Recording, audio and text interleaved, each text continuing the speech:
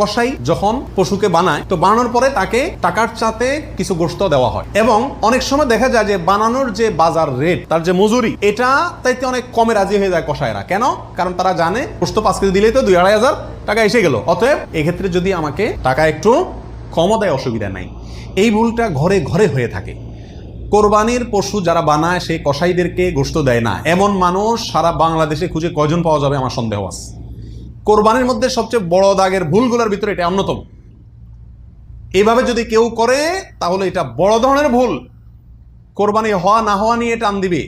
নবী আলাইহিস সালাম পরিষ্কার ভাষায় বলেছেন যে তোমরা কসাইকে, জাজ্জারকে কোরবানির পশুর কোনো কিছু দিবা না, তাকে আলাদা টাকা দিবা, তার মজুরি যেটা সেটা দিবা।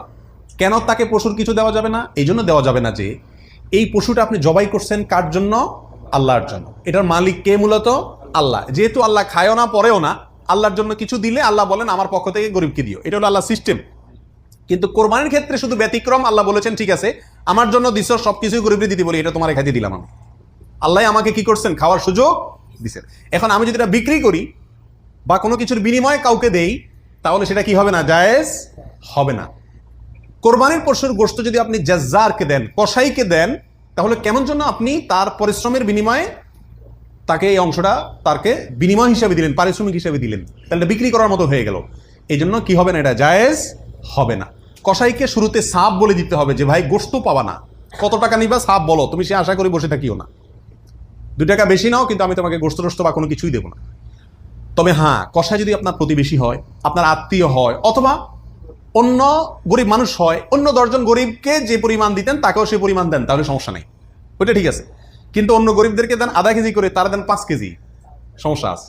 কারণ 4.5 কেজি আপনি কেন দিলেন? তাকে কাটছে সেজন্য, এটা বিনিময় হয়ে যাচ্ছে, এই জন্য এটা করা যাবে না।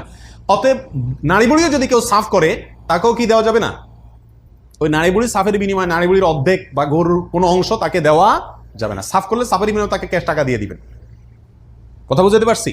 নারী বুড়ি যদি দিতে হয় তাহলে গরিব মানুষ হিসাবে দিলেন, সেটা ভিন্ন কথা, কিন্তু এজ এ তার কাজ পারিশ্রমিক হিসাবে কি করতে পারবেন না? দিতে পারবেন না। এটা বড় ভুলের ভিতরে একটা, এবং এটা প্রচুর পরিমাণে মানুষকে সচেতন করা দরকার ব্যাপারে।